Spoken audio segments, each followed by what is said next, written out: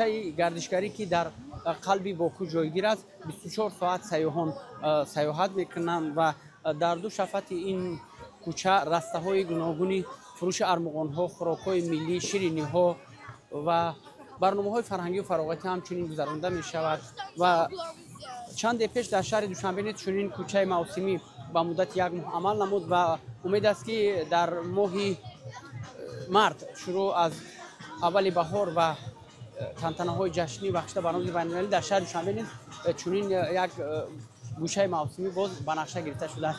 برنامه ما ادامه دارد. از شهر باکو ما رو بیننده باشید، پیگیر برنامه های ما باشید، ما رو در شبکه‌های اجتماعی نیز دستگیری کنید تا که جالبترین موضوع ها رو که از نقطه‌های گوناگون عالم تهیه میکنیم به شما نیز منظور کنیم.